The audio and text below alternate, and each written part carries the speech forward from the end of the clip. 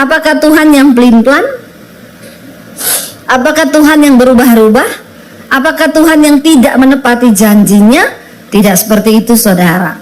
Tuhan itu tidak pernah lalai menepati janji yang diucapkannya, karena firman Tuhan berkata Allah itu bukan manusia yang gampang melupakan janji. Kita kalau dijanjiin orang, ya bisa jadi dia lupa, saudara. Karena banyak janji manusia itu hanya surga telinga, iya enggak? Makanya kalau orang berjanji tidak usah terlalu dimasukin hati.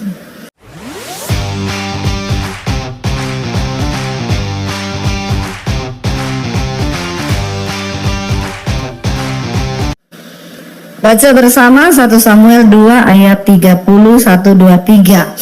Sebab itu demikianlah firman Tuhan Allah Israel, sesungguhnya aku telah berjanji keluargamu dan kaummu akan hidup di hadapanku selamanya. Tetapi sekarang demikianlah firman Tuhan, jauhlah hal itu daripadaku, sebab siapa yang menghormati aku akan kuhormati, tetapi siapa yang menghina aku akan dipandang rendah. Saudara, Tuhan sampaikan firman ini kepada Eli dan anak-anaknya sebagai imam pada waktu itu di rumah Tuhan. Mengapa Tuhan berkata bahwa mereka tidak menghormati Tuhan? Ya, anak-anak imam Eli, Hofni dan Pinehas pada zaman itu, mereka memakan daging persembahan yang harusnya dipersembahkan untuk Tuhan. Dan bukan hanya itu, ya di rumah Tuhan mereka melakukan persinahan. Para penyanyi-penyanyi, para penari-penari yang harusnya bertugas untuk melayani Tuhan itu banyak yang ditiduri. Mereka melakukan dosa persinahan dan kenajisan. Dan tadinya Tuhan sudah berfirman bagi keluarga Imam Eli, Tuhan berkata bahwa Tuhan akan menyertai mereka seumur hidup. Keluarganya, anak cucunya akan tetap ada. Bukan cuma hidup, tapi dimuliakan oleh Tuhan. Namun karena mereka tidak menghormati Tuhan, Tuhan berkata, jauhlah hal itu daripadaku. Tuhan sudah berjanji akan menyertai keluarga ini, tapi kemudian janji itu batal. Apakah Tuhan yang pelin-pelan? Apakah Tuhan yang berubah-ubah? Apakah Tuhan yang tidak menepati janjinya? Tidak seperti itu, saudara. Tuhan itu tidak pernah lalai menepati janji yang diucapkannya, karena firman Tuhan berkata Allah itu bukan manusia yang gampang melupakan janji. Kita kalau dijanjiin orang, ya bisa jadi dia lupa, saudara. Karena banyak janji manusia itu hanya surga telinga, iya enggak? Makanya kalau orang berjanji tidak usah terlalu dimasukin hati, ya, karena banyak yang tidak ditepati. Ya, suami kalau janji sama istri, ya, istri-istri, kira-kira suami menepati nggak janjinya? Puji Tuhan ditepati ya, semua suami-suami di sini baik ya. Amin, ibu-ibu. Karena saya lihat ibu-ibunya tidak ada yang keberatan. Ya, berkata amin, semuanya suaminya baik. Kalau berjanji pasti insya Allah ya. Doakan saja. Pokoknya siapapun manusia itu kalau berjanji banyak yang lupa ya. Tapi kalau Tuhan yang berjanji, dia tidak pernah lupa. Namun kenapa Tuhan berkata, aku sudah berjanji akan menyertai keluargamu, anak cucumu akan tetap hidup di hadapanku selama-lamanya. Tapi karena engkau tidak menghormati aku, maka jauhlah itu daripadaku. Bukan Tuhan yang tidak setia, tapi janji Tuhan, berkat Tuhan itu bersyarat. Ada tanda bintang, amin.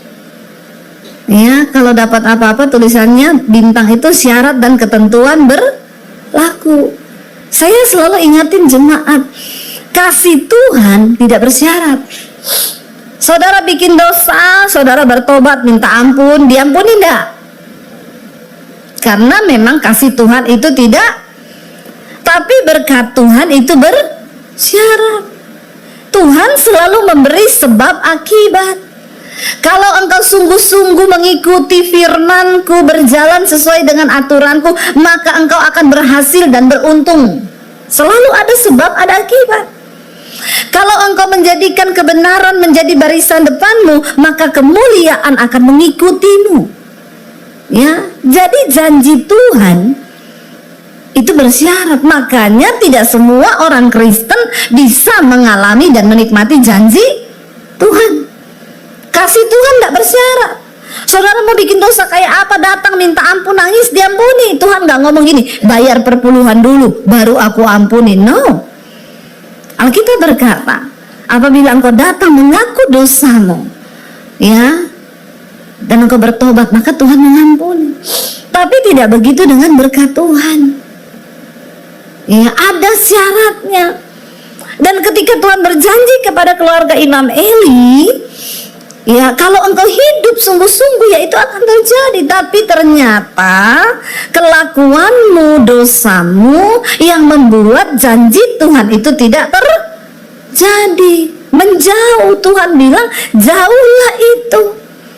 Ya, bukan telinganya yang kurang tajam mendengarkan doa kita, bukan tangan Tuhan yang kurang panjang untuk menolong kita, tapi dosamu itu menjadi penghambat yang baik terjadi atas hidupmu. Makanya sering kita bertanya, dia kan Kristen ya, dia kan pendeta ya, tapi kok hidupnya kasihan banget ya.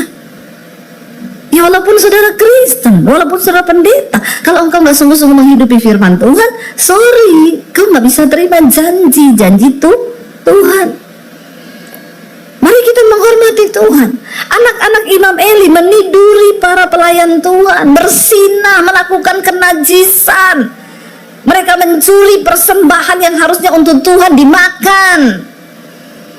Ya, banyak orang Kristen hari-hari ini juga mencuri sesuatu yang menjadi milik Tuhan.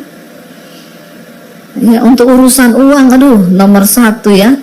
Pokoknya Tuhan ambil alih hidupku, kecuali uangku. Nggak boleh ikut-ikutan Tuhan.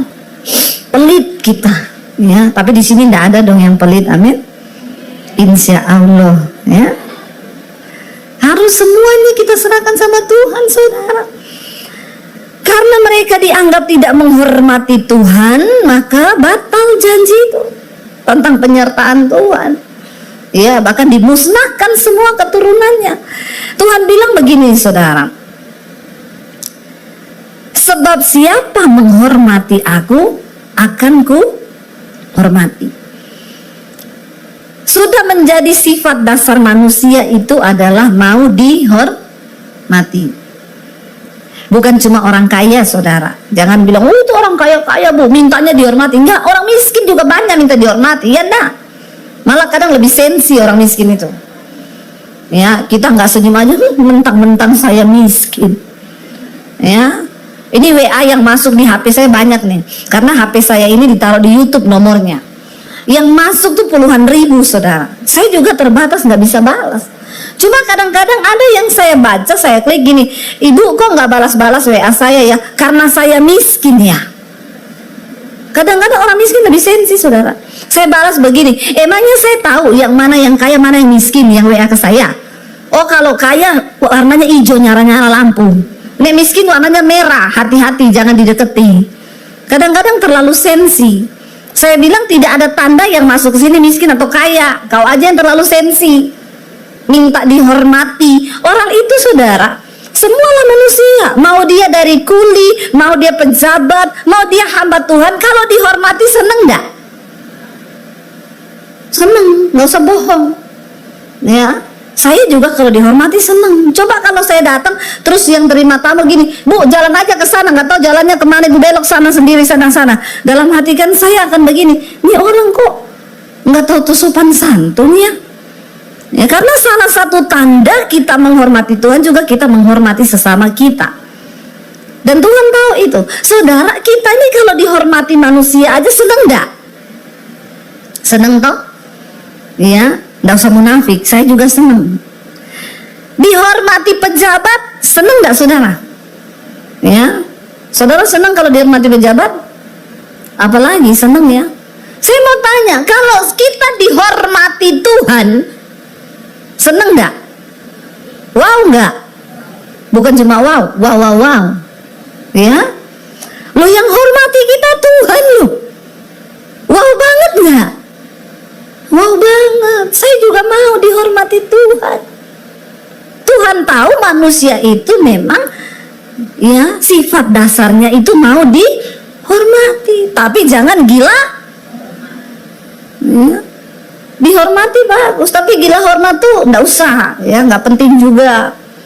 Ya sewajarnya lah orang memperlakukan kita itu kita seneng. Tuhan bilang tuh begini saudara, siapa menghormati aku akan kuhormati. Ya bayangkan loh, saya tuh kan juga kita sering bawa tur saudara ke Israel Oktober, nanti besok tanggal 1 Juni kita ke Turki ibadah ya untuk ziarah. Ada peserta itu yang WA saudara ngomong gini, awas ya kalau tur kamu itu enggak benar, ini yang ikut pejabat-pejabat loh. Saya balas dalam hati saya begini, mau kamu pejabat, mau kamu bukan pejabat, ketika kamu bayar ya maka kamu adalah customer yang wajib untuk kami hormati. Jadi bukan soal pejabat atau tidak, semua orang yang datang mau kaya mau miskin ikut tur ini akan dilayani dengan baik karena kita ini melayani Tuhan. Tuhan bilang ya kalau kamu bilang mengasihi Tuhan, menghormati Tuhan, tapi kau nggak bisa menghormati orang yang di sekelilingmu, ya berarti kamu bohong. Jadi bukan soal dia pejabat atau tidak, kita wajib memang menghormati orang karena orang itu kalau dihormati seneng. Nah Tuhan bilang kalau kamu menghormati aku akan ku. Wow saudara, kalau Tuhan menghormati kita, makanya nggak usah cari muka sama manusia, amin. Cari muka sama Tuhan saja. Waktu kita mendapatkan penghormatan dari Tuhan itu sudah, wah ya itu sudah kasta tertinggi sih dari kekristenan. Karena kau dapat perkenanan Tuhan, kau dapat penghormatan dari Tuhan. Ini yang ngomong Tuhan loh.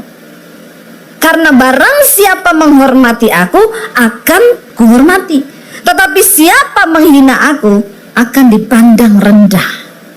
Kalau sudah Tuhan yang ngomong, kalau kita itu hidup tidak menghormati Tuhan saudara, ya maka ya sia-sia hidup kita. Nah bagaimana cara kita ini menghormati Tuhan saudara? Hari-hari ini banyak penderitaan dari setiap orang itu mengalami masalah penderitaan akibat dari mereka tidak hormat sama Tuhan. Ya, tidak menghormati Tuhan. Ambil keputusan seenaknya sendiri, memutuskan segala sesuatu dengan ya keinginannya sendiri, dan banyak kesalahan terjadi dalam hidup manusia akibat dari satu kesalahan yang sangat fatal karena kita hidup tidak menghormati Tuhan. Sekarang banyak orang itu berlomba-lomba membangun dirinya karena menghadapi tantangan zaman. Ke depan ini eranya era AI. Jadi kita harus membangun diri kita supaya kita ini bisa bertahan. Ya karena ya mau tidak mau banyak akan tergantikan dengan kecanggihan teknologi. Lalu orang tua mulai memperlengkapi anaknya, makanya kamu tuh harus pinter, sana sekolah Mandarin, les matematika, les bahasa Inggris, les bahasa Perancis, semua dilesin. Tapi jarang orang tua yang memperlengkapi anaknya dengan les firman Tuhan. Nggak diajarkan bagaimana hidup menghormati Tuhan, dan ini adalah sebuah kegagalan. Ya. Ajar anak-anakmu untuk hidup takut akan Tuhan, menghormati Tuhan. Hari-hari ini orang membangun kualitas hidup dengan pola hidup sehat, ya benar nggak? No karbo, no gula, ya hidup sehat, ya semua berubah jadi coach. Ya kalau ditawari minum ini racun, ya.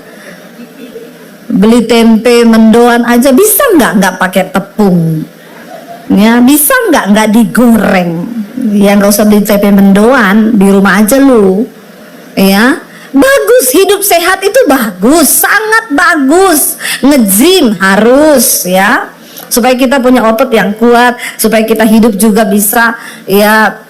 Tapi ingat, jangan lupa saudara, kalau cuma nge-gym, jaga pola makan, tapi lu nggak menghormati Tuhan, kayaknya ya kasihan deh lu.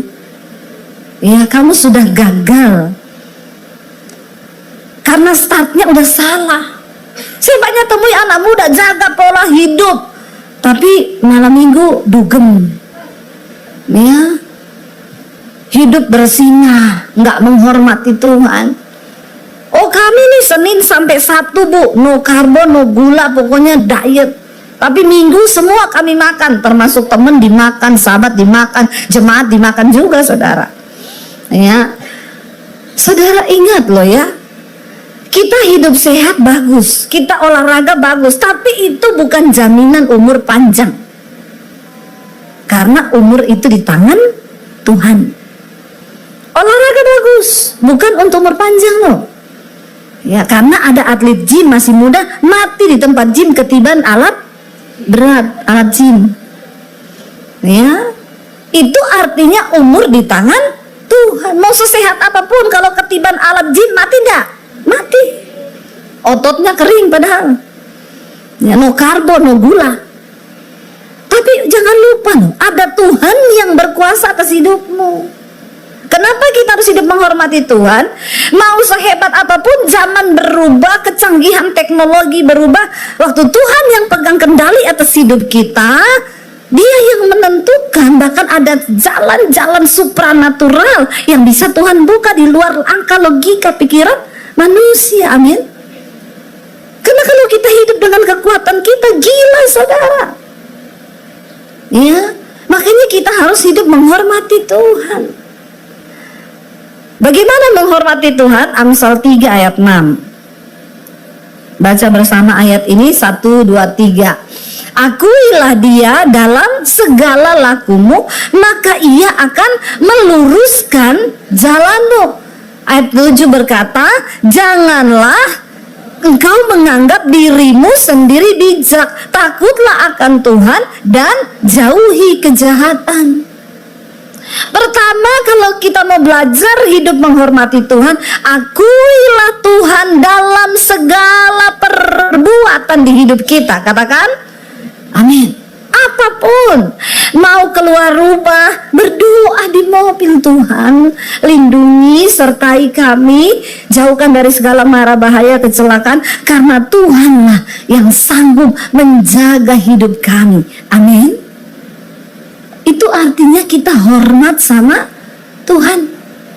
Mau memulai bisnis, dapat tawaran bisnis segede apapun, saudara harus berdoa, Tuhan, bisnis ini tuh dari Tuhan atau bukan? Aku mau melibatkan Engkau Tuhan. Kalau ini dari Engkau, maka Engkau akan meluruskan jalannya. Kalau tidak, tolong Tuhan, halau dan jauhkan aku dari bisnis ini. Tapi orang Kristen sekarang semua ditelan saudara. Ya, karena dia menganggap dirinya itu bijak. Tuhan itu maha tahu, manusia sama Tuhan beda tipis. Tuhan maha tahu, manusia sok tahu. Jangan pernah berpikir bahwa kita ini punya cukup kekuatan, perhitungan untuk membangun sesuatu di hidup kita. Libatkan Tuhan, itu tanda kita menghormati Tuhan. Libatkan Tuhan dalam segala perkara. Mau saudara ngapain? Apalagi yang anak-anak muda nih, saya lihat banyak anak muda nih, kalau mau pilih jodoh, libatkan Tuhan. Jangan cuma lihat cantiknya, jangan cuma lihat gantengnya. Ya, apalagi zaman sekarang banyak nilai-nilai dunia yang merubah firman Tuhan. Selain donatur, dilarang mengatur. Aroma-aroma kekayaan sudah tercium dari jarak 10 km. Ya, sehingga para wanita tuh sekarang cari yang berkepribadian, rumah pribadi, mobil pribadi, deposit pribadi. Padahal dia pikir itu bisa membuat dia kaya. Nggak apa-apa bu, walaupun dia kurang ajar orangnya, nggak takut Tuhan, yang penting kaya. Jadi aku bisa nangis di Paris, galau di Prancis, nangis di Mercy. Emang itu tujuan hidup kita? Harta saja tidak akan membuat hidup kita ini bahagia. Karena jiwa manusia itu tidak terbatas, saudara. Dan sesuatu yang tidak terbatas hanya bisa diisi dan dipenuhi oleh sesuatu yang tidak terbatas, dan itu Tuhan. Ya, karena manusia itu gampang. Ya, hari ini naik motor pengen punya mobil, setelah punya mobil puas dia kagak. Ya, tadinya mobilnya ini berubah, punya mobil pengen punya helikopter.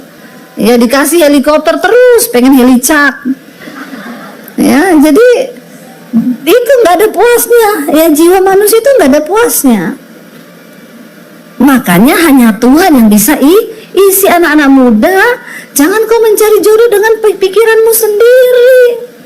Doa, tanya Tuhan, ini benar nggak dari Engkau Tuhan? Kalau benar dari Tuhan, walaupun saya suka, saya cinta, putuskan Tuhan dalam nama Yesus. Kalau bukan dari Tuhan, berani nggak berdoa begitu? Banyak anak muda yang bilang, nggak berani Bu. Ya, saya suka soalnya. Makanya nyanyinya, kau berbohong, aku pun percaya. Kau dustai, aku tetap sayang. Yaitu, coba kau pikir, di mana ada orang segoblok itu. Udah tahu pembohong, diterobos. Udah tahu penipu, diterobos. Nanti nikah. Ya, masalah rumah tangganya baru datang sama pendeta konseling. Ya, bertobat saudara. Anak-anak muda, buka hatimu untuk firman Tuhan. Jangan kau sombong gak mau dengar firman. Caramu menghormati Tuhan akan menentukan masa depanmu, akan menentukan hidupmu. Jangan antipati dengan firman Tuhan. Makanya orang tua juga ajarkan kepada anak-anakmu itu firman Tuhan. Ya, jangan menganggap dirimu tuh bijak. Kepintaran kita tuh tidak ada apa-apanya, saudara, di hadapan Tuhan. Ya, karena kita ini kepintarannya cuma seperti kain kotor di mata Tuhan. Kita perlu Tuhan, kita perlu mengandalkan Tuhan. Jangan berpikir dengan kekuatanmu sebagai manusia, kepintaranmu sebagai manusia, tapi hormati Tuhan. Akui Dia dalam segala lakumu, maka Dia akan meluruskan jalanmu. Kalau Tuhan yang meluruskan, luar biasa. Jangan coba bikin jalan sendiri, saudara. Biar bina marga saja yang bikin jalan. Kamu jangan ikuti firman Tuhan. Ya, karena kita nggak ngerti ada apa di depan kita. 5 menit ke depan kita nggak tahu apa yang akan terjadi. Itu sebabnya kita butuh Tuhan. Ayat yang berikutnya, kenapa kita harus menghormati Tuhan? Ibrani 11 ayat yang ke-6. Kita baca bersama. Firman Tuhan berkata begini, baca dengan suara yang keras. 1, 2, 3. Tetapi tanpa iman tidak mungkin orang berkenan kepada Allah. Sebab barang siapa berpaling kepada Allah, ia harus percaya bahwa Allah ada dan bahwa Allah memberi upah kepada orang yang sungguh-sungguh mencari Tuhan, yang sungguh-sungguh menghormati Tuhan. Kita ini sudah berpaling kepada Allah. Ya, karena kita punya iman dalam Yesus. Oke, saya percaya setiap saudara yang datang hari ini saudara beriman kepada Tuhan. Karena tanpa iman manusia itu tidak berkenan sama Tuhan. Tapi tidak cukup hanya berhenti di beriman toh. Kita harus hidup menghormati Tuhan, mencari Tuhan sungguh-sungguh. Alkitab berkata, kalau engkau hanya beriman saja, kau percaya hanya ada satu Allah saja, itu baik. Tapi setan juga percaya. Jadi kalau iman kita hanya sampai dipercaya, berarti kita satu level sama ngomong setannya biasa aja. Ya, nggak usah setan. Ya, kita harus lebih dari setan. Kita cuma sampai dipercaya jadi orang Kristen, percaya toh. Ya, saya curiga jangan-jangan setan lebih rohani dari kita. Setan hafal ayat, kita nggak hafal ayat. Iya, bertobat saudara. Barang siapa berpaling kepada Allah, engkau harus percaya bahwa Allah itu ada dan Dia memberi upah bagi orang-orang yang sungguh-sungguh hidup menghormati dan mencari Dia. Yang pertama, engkau harus tahu bahwa Tuhan itu ada. Dan kalau Dia ada, Dia akan memberi upah kepada setiap orang sesuai dengan perbuatannya di dunia ini. Mata Tuhan melihat. Kenapa kita harus menghormati Tuhan? Karena mata Tuhan itu menjelajah ke seluruh bumi, melihat orang baik dan orang jahat. Anak muda, orang tuamu mungkin gak tahu hidupmu di luar, tapi mata Tuhan tahu. Tuhan melihat hidupmu di luar sana. Apa yang kau perbuat, kau pacaran tidak kudus. Ya, hati-hati saudara. Hormati Tuhan. Ya, andalkan Tuhan. Jangan sampai engkau tidak percaya bahwa mata Tuhan itu melihat. Apapun yang kau perbuat di luar sana, Tuhan tahu. Suami-suami, mungkin istrimu nggak tahu, tapi Tuhan tahu.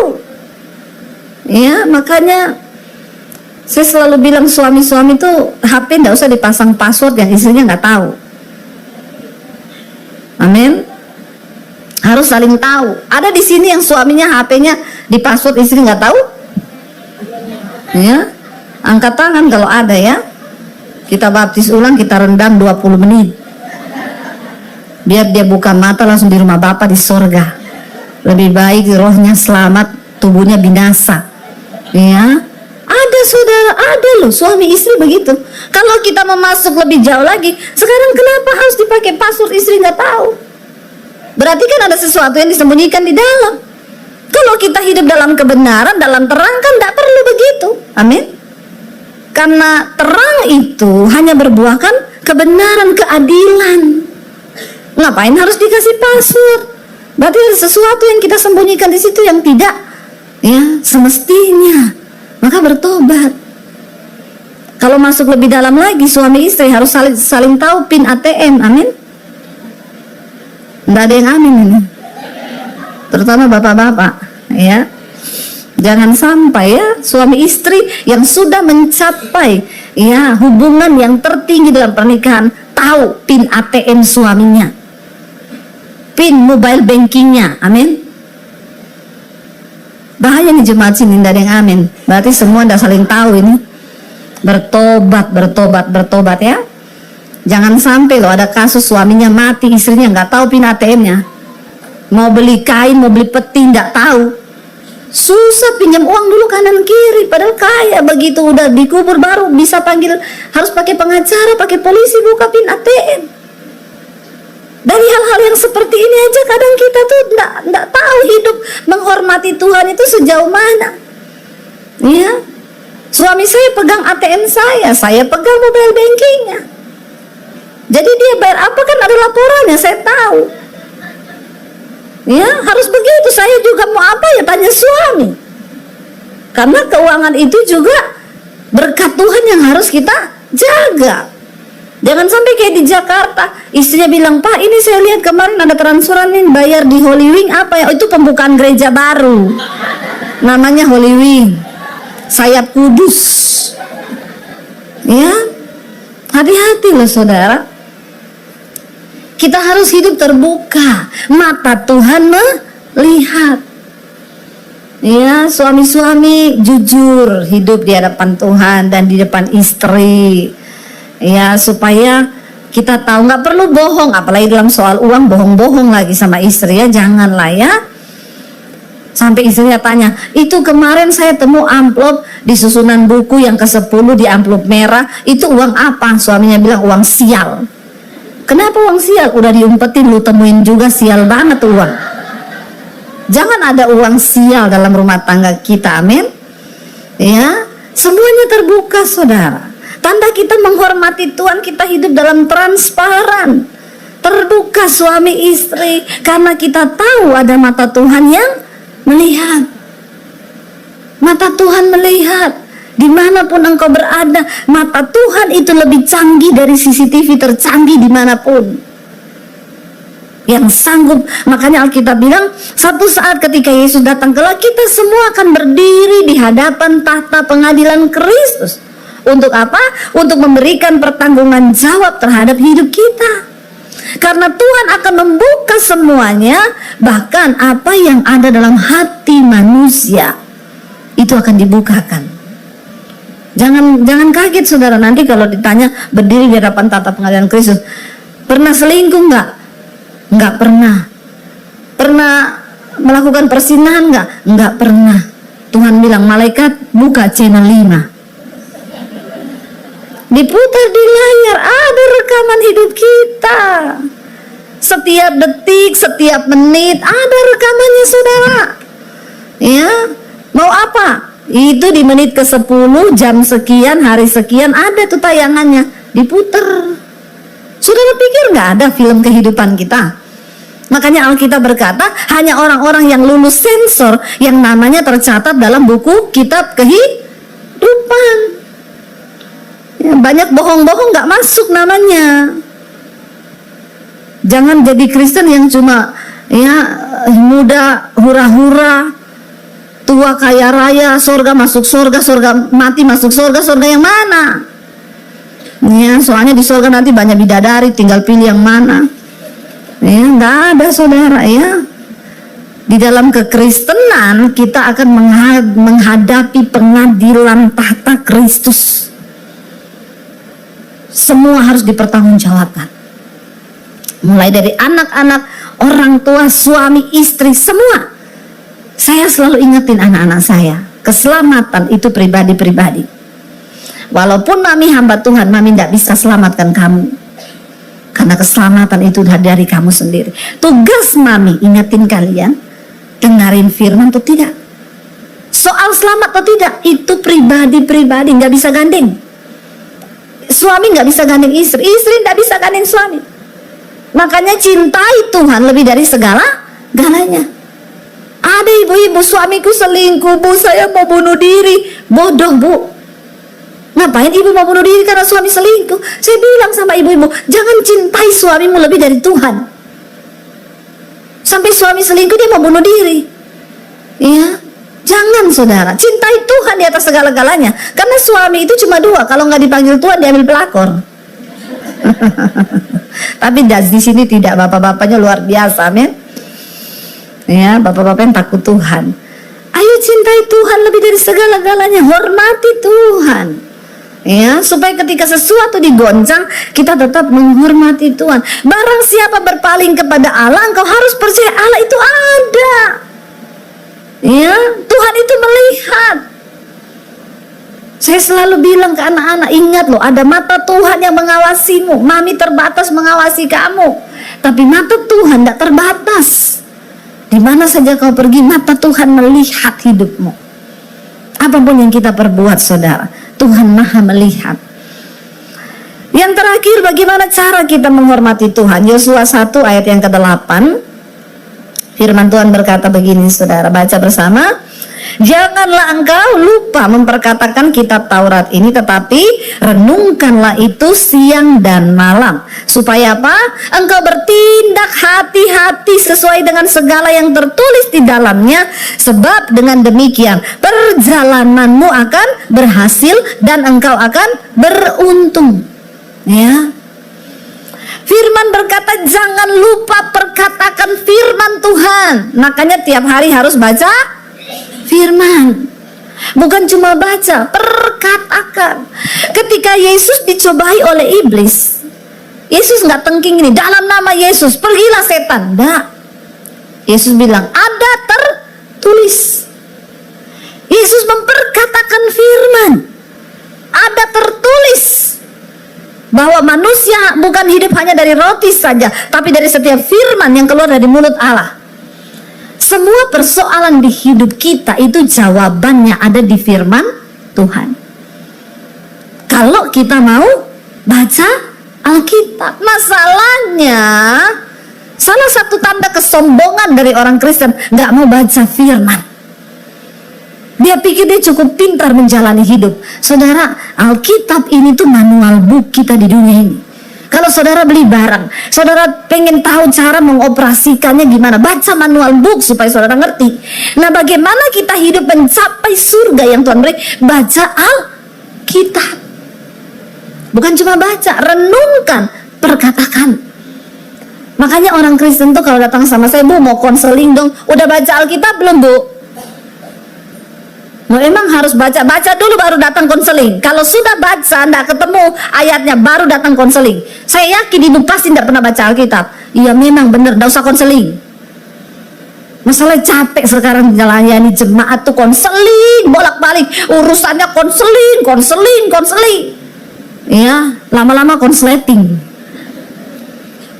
Tuh banyak orang Kristen tuh begitu.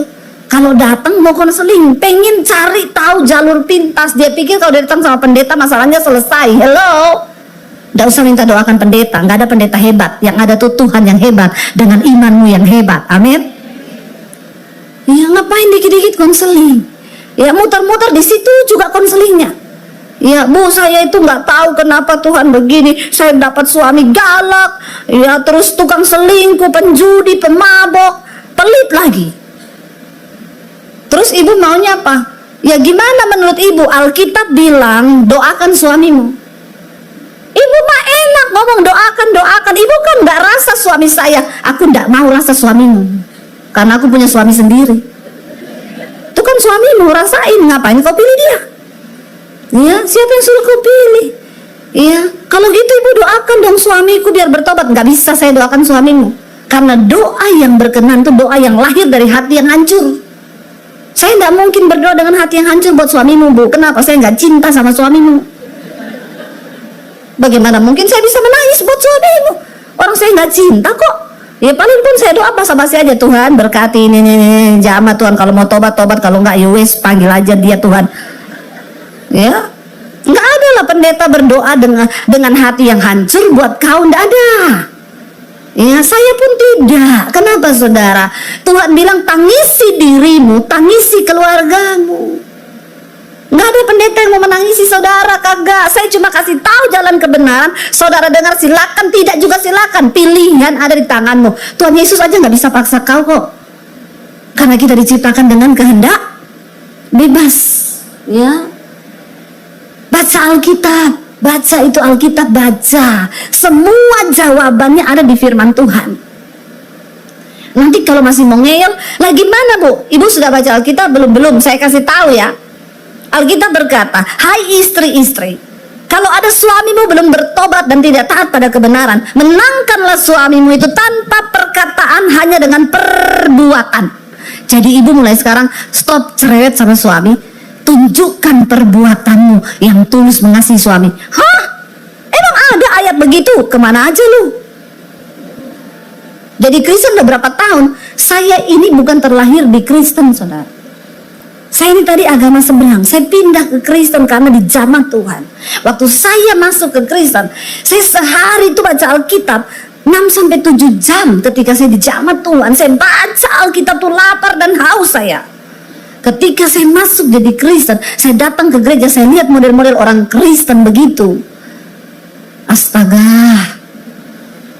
Ya. Kalau mau lihat orang Kristen rasanya saya kecewa. Tapi untung saya lihat Tuhan, saudara.